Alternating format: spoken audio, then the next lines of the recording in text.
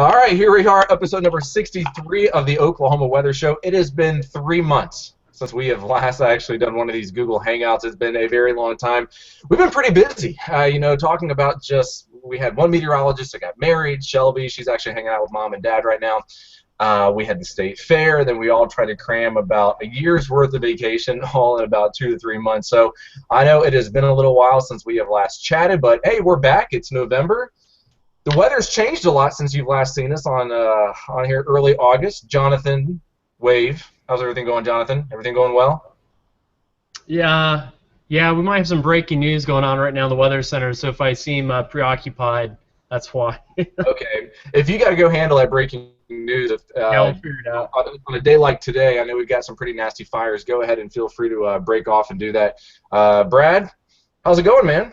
Oh, hey guys. Good morning. I guess you said it's been a few weeks since we've done one of these weather shows. So what we're talking about today, my goodness, we've gone from what a pattern change. Storms last week, now to wind and some of this crazy dry weather. And I imagine we'll probably have breaking news after breaking news today of wildfires, so it's probably not going to be too hard to figure out what some of the breaking news is. But the question is, where is it going to be? And that's the hard part about all this. You don't really necessarily know exactly where this next fire is going to show up. The whole place is kind of primed just to kind of grow. And I know, Damon, we were talking about, and Jonathan as well yesterday, how the flame speeds are going to be really moving across some of the fields. Well, what was very fascinating is that we had a fire that broke out yesterday right at Wilshire and Kilpatrick, and it was very unusual because, first off, the vegetation was still fairly green. We haven't really had our first freeze yet. There's been a couple spots here and there. The winds weren't really that strong, about 20, 25 miles per hour, but humidity yesterday at 2 in the afternoon was at 70%, which is very high for the afternoon. So yesterday was not really a day that was supposed to be known for fires. Today was the day that we were really concerned about. It has been incredibly windy, and yeah, Jonathan, you might be having to step aside there and do some breaking fire coverage up across the Northwest. Just got a phone call from Shane Helton, who is our storm chaser up in northwestern Oklahoma. He's one of them, and he said, gosh, the wind is blowing so bad right now that you wouldn't even be able to tell if it's smoke or dust. It's that bad up there. So holy cow, here we go.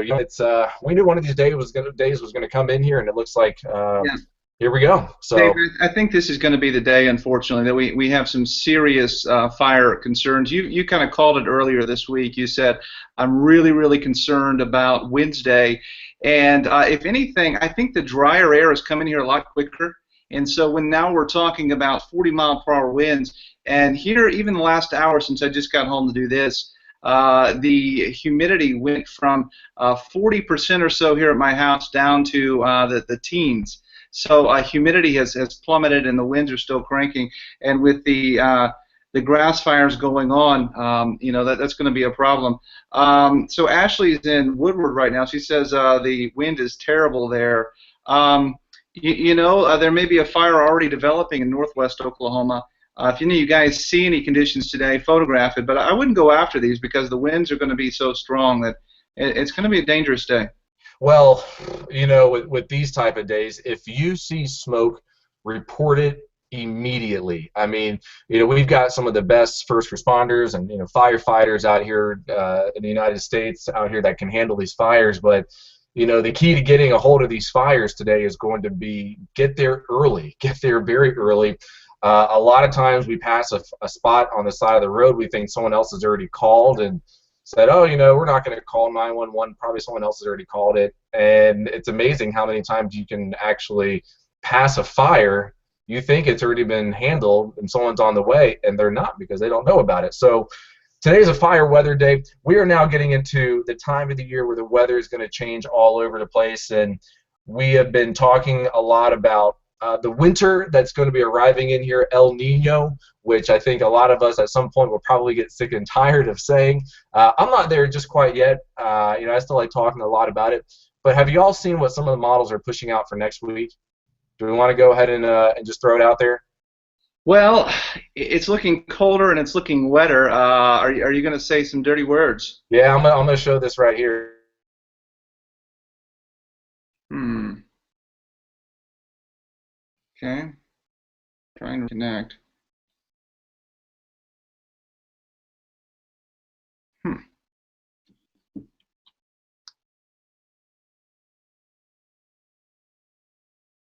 That's weird. I think I may have lost you guys here. So I think. Hey, by the way, sorry about this, guys. I think the connection here may have slowed up. I'm going to try to reconnect to him. But Ashley, you're in Woodward. What have you heard? What have you heard from up?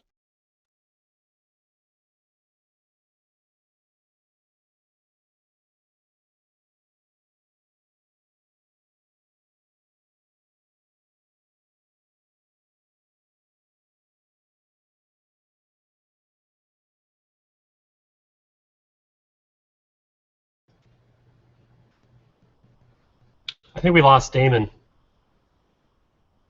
Brad, are you there?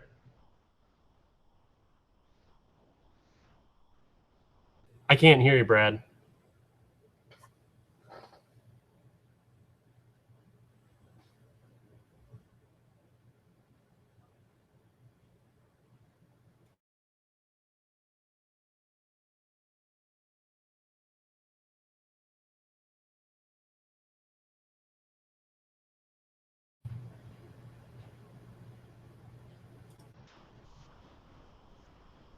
Okay, I'm back. We all good?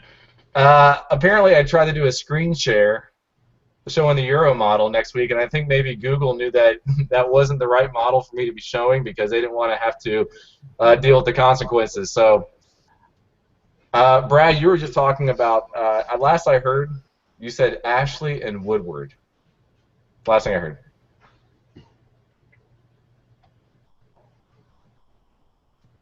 Brad, I lost your audio. Oh, this hangout was starting so well. We had gone like 5 minutes. Things were going well. Jonathan, what's happening in there? What's the latest you've heard about the fires? Anything? I think from what I heard, there's a big fire up near Woodward, and they're really worried about the wind shift. I can tell you right now, in the last hour, winds have been gusting 55 in Woodward. I saw the peak gust at 55. Hey, Brad, can you hear us? Yes, I can hear you. Can you hear me? Okay, we can hear you now. So, Okay. So Ashley was telling me here that it's towards Visay. She's hearing about the fire, and she is aware of it there. So I'm trying to get Ashley, if you know any more about it, where did you hear about this fire? So looks like some people do know about a fire going on in northwest Oklahoma. well, my patio furniture just blew right across our patio, so it's now upside down in the grass. This wind is nuts. So Just now it blew across? Yeah. So and it usually takes at least 40 to push that across. Jonathan, what do you have? well, I can tell you right now, back to the fighting the wildfires, one problem that they're going to have for today, Oklahoma Forestry Service has decided not to use National Guard assets. They can't fly the Chinooks and they cannot fly the Blackhawks because the winds are too strong for the aircraft and the sling loads. So when they use those, what they call Bambi buckets, the water buckets, very dangerous, but with winds like today, they can't fly them. So they're without aerial assets for today, and there are no other aircraft in the state. 2 weeks ago, they had the Super Scooper, the CL-415, stationed down in Ardmore, and but they flew back to California. So there's zero aerial assets for putting out fires today. And you know a lot about these groups that fight these fires from the air, Jonathan. I know you've been working a lot on some upcoming stories. But you know, when you say that there's no aerial fights today with these fires that go up, basically, you know, this means it's going to be a pretty long day. You know, we know that the winds aren't going to come down until much later tonight. But you know, this could be at least the next 7 to 8 hours could be pretty bad. Yeah, and you don't put a fire out from the air. The aerial assets, the Chinooks, the Blackhawks, and then whatever fixed-wing aircraft support the ground troops. So you always put a fire out from the ground. It's their aerial assets that help the ground troops. So now the ground troops, they love it when the Chinooks come in. It makes their life so much easier. They can really attack that fire. Without aerial assets, I mean, they're on their own. Yeah, and what the fire rate today, they're saying, 300 feet per minute. It's football yard per minute, and terrain has a lot to do with it, and the vegetation is. Actually, I just spoke with a forester yesterday. I was interviewing him, and man, we just talked and talked and talked and talked, and I got really educated on how fast fires can, how they burn. The fuel, like grass, burns faster because it has per fuel very little surface area. So, and its combustion temperature is much lower. Dry grass is like instant, whereas like cedar trees and lumber, they have different surface area. So a cedar tree takes a lot more to burn. Has a higher combustion rate, so it actually has, there's so many different combinations. But the grass, that's why the grass can go so fast. And then, of course, terrain. If you have a hill, it's going to burn uphill, and it kind of preheats faster, the convection, and so fire rates are faster uphill. I remember us talking about that last year. That a fire burning uphill can burn much more quickly than going downhill. So yeah, so I remember that. Hey, what we were kind of showing earlier before we kind of got knocked off here for a bit was the Euro model for next week, and now the GFS is coming into it. Now, first things first, this is going to be like day 7, day 8, so a lot can change. But it was showing snow coming in across Oklahoma. It had snow out across the Panhandle. Watch your mouth. Watch your mouth. Well, I know. I probably should have mentioned it, but I've already seen social media kind of starting to. The fire has been lit on social media with next week's potential snow, and it's getting a lot of shares. I've seen it going around. Someone pushed out that it had 30 inches of snow next week in Enid, and then it had like 1 inch of snow in Woodward and 1 inch of snow like in Clinton. So, those can be really troubling, especially when those go out, because first off, when you see that much snow fall for one area and then the rest of the surrounding cities are, much less than that. Obviously there are going to be some problems with the weather model that is being run, which is why it's way too soon to be going with that. But here we are now. We haven't even had our first freeze in Oklahoma City, already talking about snow. I had a frost the other morning, but it wasn't a freeze. It was a little bit of frost. Yeah, I planted my pansies a little too soon, so I had to actually go back and replant some that just didn't make it through those 90-degree temperatures that we had in September. But we did this back in the summertime, so I think we got to do it again, and we'll have to get Shelby's answer. But we asked the first 100-degree day in OKC. What are the first measurable snow? When's it coming? I'm gonna go December. I'm gonna go December 10th. December 10th. All right. Jonathan is the climatology guy. I know he's pulling it up right now when the average first snow is. Jonathan, when is it? Oh, all that. I have to look it up. You got it in your pocket. It's around the 1st of December. Average first what? Trace or first inch? Trace. We're good. First trace. Well, but what's a trace though? I mean, because sometimes a trace can be grapple or just snow pellets. Is that really snow though? Whenever Will Rogers World Airport puts AT in their measurable snowfall report, I'm still going December 10th. A couple years ago, it was in November.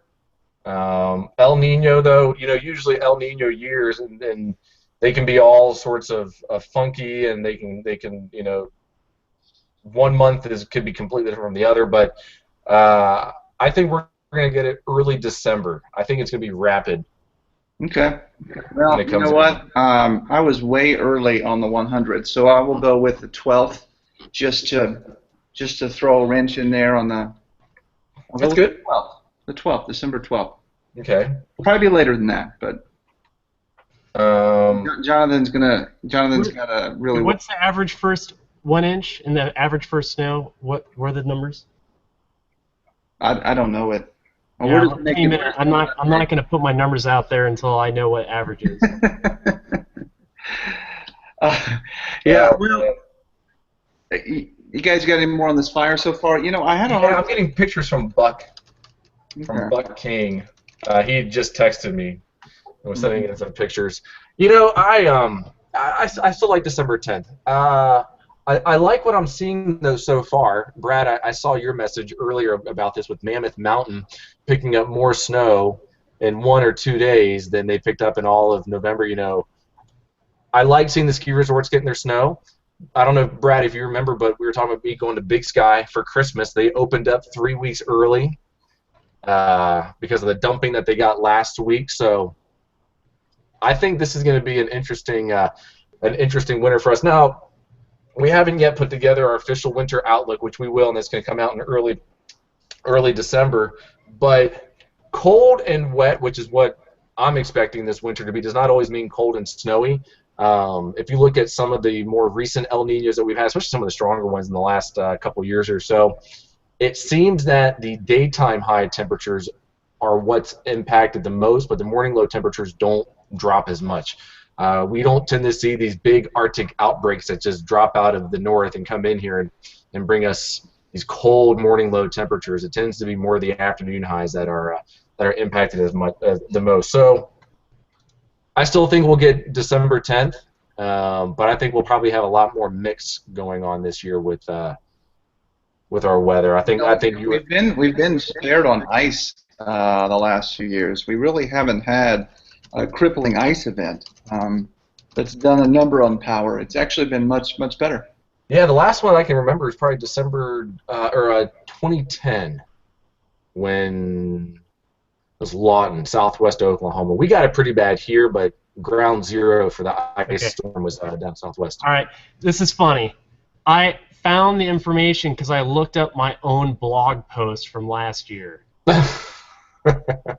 That's silly. If you have to, if okay, that's how hard it was to find. I just Googled KOCO blog for snow. Here it is. This is for OKC. The earliest snow ever. So I'm guessing that's measurable. So a trace is not measurable, but measurable would be 1/100th. But October 26th. Average first snow December 15th. Average first 1 inch December 28th. So I guess rule of thumb, your average 1 inch is about Christmas. About Christmas. Average first trace is December 15th. Well, you know, if it doesn't start getting cold soon enough and we drop these soil temperatures down, it's going to be hard for anything to stick. So I mean, I feel safe to say I'm still going the 1 month rule. So put it in January then. Yeah. That's That doesn't maybe that won't work for snow, but everything's a month behind. Well, Everything's a month behind. look It at has this. been all year. Look at this latest system here. Huge storm, huge storm. Bringing lots of snow to Colorado, lots of rain, severe weather, Arkansas, Missouri, Iowa. And what's it bring to Oklahoma? Nothing. Dry. Wind, fires.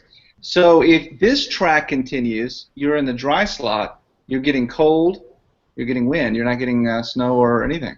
well, and we've got, you know, this is the time of year where not every system that comes in, every front that drops in is going to produce moisture. You know, it kind of depends on the track that it takes. We know that, you know, we get a lot of these dry moving fronts this time of the year, but I still think that the pattern is going to change, and we've seen it change. You know, if you look out across the desert Southwest, they're looking at the last side I saw, they were like 400 or 500% above normal for precip. So we've seen the moisture out across Southern California, out across Arizona and New Mexico and far west Texas. Those storms just haven't quite made their way in towards Oklahoma yet. But I think as the season changes, we're going to start to see get a little bit more of an eastward progression with that. We will get the rain and the snow here across Oklahoma. So our weather can change just like that. I mean, you know, back in 2013, you know, in one day we saw our severe weather season quickly end and go immediately into hot and dry. And I think probably what we're going to see here is we'll get our first freeze in here whenever that might be. But when it comes in, it's probably going to at least that will be the beginning of what's going to be our winter. So I mean, if you look at it, we're really only in the middle of fall right now. You know, we still have another 6 weeks left before we even get into winter season. What is it? Meteorological winter starts December 1st, is that right? Mm-hmm. December 1st, you know, but if we go with everyone that's not a meteorologist, if we go with the rest of the world, they're going to say just a couple of days before Christmas. Hey, I sent out a tweet this morning. Jonathan did a blog yesterday on this. Shelby did it today. What's up? I think Shelby wrote it up as well. She did one as well. I know everyone loves it. It gets so much. It gets so many hits whenever we push it out. But today, the Great Blue Northern, 1911, the only day in which Oklahoma City set a record high and a record low at the same day. Record high temperature about 83 degrees, I believe it was, early in the afternoon. Shortly before midnight, we were down to 17 degrees. So you want to talk about a quick change in seasons. We've seen it on today. Now, it may have been over 100 years ago, but yeah, there you have it. So wonder what it was like. Could you imagine being a meteorologist on that day? Well, and trying to forecast? Your audience is pretty small, I think. You'd have a hard time reaching. I think it would be a lot easier because who would you tell? Just I guess you go to the newspaper, if the newspaper was even around. I don't even know if you had a newspaper in Oklahoma. It's probably word of mouth mostly, right? Telegraph. Telegraph. Yeah, telegraph. You know, the post office was probably the ones that needed that the most. You know, with their travels. But yeah, so. And, you know, information now is there's so much information. There's too much information, and there was too many people to tell. You know, we have a lot of ways in which we can get information out.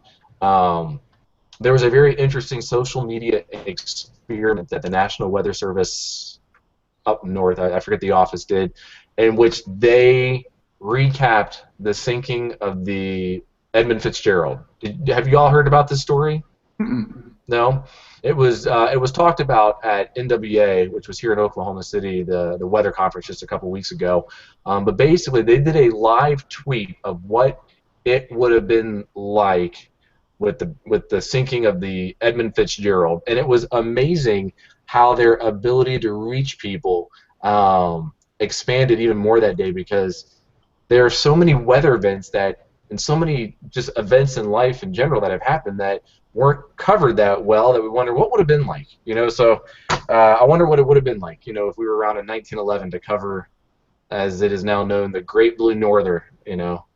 I could see Brad. I guess eventually there'll be something else similar to that. You know, kind of makes you wonder when. I guess it'd be in November. November would be the kind of time of year to have it. Maybe December. Yeah, you know, I mean, Bedlam a couple of years ago, we went from the week before Bedlam back in 2013, where Baylor was in town, and it was, people talk about how cold it was for OSU and Baylor. I think it was about 30 degrees. And then the very next week, kickoff temperature was, I think, 7, wind chill of like -10. There was ice all over the place. We were live. It was an early game. I mean, it was. Well, how about last year? I wrote a little thing on this the other day, but November 10th was 80 degrees for the high in Oklahoma City. November 12th, the high was 29. Okay, so that was last year. That was just last year. We'll get one of those days in here. So, well, it's good to get these hangouts kind of back up. I was actually really surprised when a lady stopped us at the Weather Festival a couple weekends ago and said, "What happened to the weather show? Why don't you all do it again?" I'm like, I don't know. People were still watching these things. Yeah, I've gotten some of that here lately. Yeah. Glad to know that people watch these. So I had a very poor connection just a few minutes ago on the Facebook Live, and 1,000 people tuned in live just to watch that. Man. Yeah. Now I need to check, because last I looked, Facebook had not put that live feature on the Android. I needed to get on the Android. Okay? Facebook, can you hear me? Can you hear me, Facebook? You keep trying to get me to convert to Android, and this is why, Damon. This is why. It's gonna happen. It's coming. Okay, look, it's coming. Look. I So got the giant phablet. No, it's not a phone. It's not a tablet. It's a phablet. it's like the 6S. You talking about something bigger than the 6S? No, no, the 6 Plus, the Plus version of the iPhone. The 6 Plus. I mean, Yeah. I think it's pretty big. How does it fit in your pocket? It's thin. I could see where ladies would have more of a difficult. The pockets are tighter, but it's real thin and wide, so it seems to go down pretty well. Okay. Yeah. Hey, Jonathan, did we ever get a date from you on the first measurable snow? You avoided that, didn't you? First inch or first measurable snow? So first trace or we'll go first inch? trace. First trace. I still think everything's a month behind. Okay. I'm Hey, sticking to that. So whatever. You're dodgy. You're being dodgy here. Usually I'm not. Usually I go bold. I'm just not feeling it today. Oh, Jonathan cracks me up. Got it? Okay, can we at least get January? If you just say it will be January, we'll let it go. Because Brad and I are going December. Yeah, Well, I'm gonna go we'll make straight. January 10th then, right? Okay. This would probably be a bust because it probably will snow. Just my luck, it's probably going to snow on Thanksgiving or something like that. But if we just use my rule of thumb for this year, I'll say January 15th, first trace amount or more, and then I'd say first inch is going to be by the end of January. I don't think that's right because I think El Nino comes in. If my weather conference gets canceled, because I gotta stay here for some snow. And the only reason I'm going with, I'm not going with the moisture. I'm going with cold enough air to make it snow rule. Gotcha. That's and what I don't know is what the Arctic Oscillation and the Northern Atlantic Oscillation are going to do. That's my concern. Those are the wild cards, and I can't see 2 weeks past right now. Well, and looking at the Arctic Oscillation, it's a little bit more challenging, especially this time of year, because usually when the AO goes negative, that's when it gets colder. But during an El Nino year, usually the East Coast is not seeing the troughs as much. They're seeing more of a flat or even a slightly higher pressure. So I've been looking at the AO a lot, and it kind of confuses me because there'll be a high pressure sitting right off the East Coast, which doesn't make it go quite as negative because all the cold air is west. And the AO is usually most pronounced for the Central Plains and the eastern tier of the United States to get good value. So I think using the Arctic Oscillation is going to be a little bit more of a difficult thing to use this year for projecting cold and snow. You're probably going to have to start mixing in the NAO and probably even some TNA in there. And all of a sudden we probably just confused a bunch of people watching this podcast. I apologize. Maybe I'll do a blog and try to simplify what I just said. Hey, real quick. Yeah, real quick. When you guys pull up a radar scope or your radar tool, what do you make of the signatures southwest of, or maybe just west of TLX? Are you going to go with dust? Is that blowing dust? Let's see. West of TLX, by Mustang, Tuttle, Union City. Huh. We're talking about this. You can't see that. It's not focusing. Yeah, I mean, there's something on there. We're talking about this stuff right here. Interesting. I don't know, Jonathan, do you see it back there?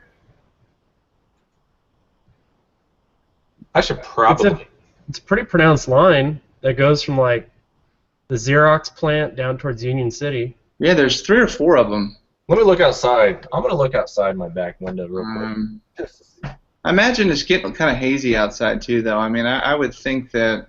I don't think that's what blowing dust looks like on radar. I don't think blowing dust is. Well, I was thinking maybe you've got a field that has been cut and is gone. Maybe it's dirt right now. Yeah, and you've got but Brett, blowing dust is so shallow, the radar beam is going up with height. Yeah. I don't think blowing dust shows up as a long appendage. That would be a lot of fires, wouldn't it? I just looked west and I don't see anything but clear blue sky. I didn't even see any haze. Mm-hmm. I don't know. We'll find out. So, well, with that being said, I think today's going to be a pretty busy day, so I'm probably going to have to come into work pretty early. or at least earlier. I usually start taking a shower about 12:50. I should probably start taking it now. Anything y'all want to add before we get Have a good going? shift. I guess what's amazing is how long and how far some of these fires might go today. And that's without a brownout. Well, that's what? So our very worst fire danger month, on average, is guess what month? February, March. January. Because you've had solid freezes and everything is cured. Mm-hmm. Go out in the field right now. Stuff is dry, but it's not brownout cured, meaning we haven't had a freeze. We may have had a frost, but we haven't had a hard freeze in central Oklahoma. So the grass is not dormant, and it's still, if you go grab it, it may be a little dry, but there's still a lot of green in it. So there's, I don't know. What I learned yesterday out in the field is that there's so many components. There's weather, there's the fuels, and topography. You have those three variables, and then every variable has a variable. Weather has gusts, relative humidity, dispersion, spread, all that jazz. Topography is a huge one. And then with the fuels, what type of fuel, whatever. We're pretty lucky right now. If we had these winds come through in March, and it's not gonna be a dry winter, it would be bad. I honestly think the weather is really bad today, but the vegetation, there will still be fires today, but I don't think vegetation is going to be worst case scenario. Well, fortunately, we have some decent soil, which I know you probably can't see that. No, it's not working. Anyways, looking at fractional water index right now for 2 inches top soil moisture, it's still running at about 70-80% moist. So it's looking pretty good. Well, anything else y'all want to add real quick, or I'm gonna turn this off and get ready to go to work. I think I'm good. I think this is fun though. I enjoy talking to you guys. It's very seldom that all of us are together as one, virtually. Shelby's not here, so we're almost all together. All right, y'all. Good chatting. Okay, we'll see you. See you on TV.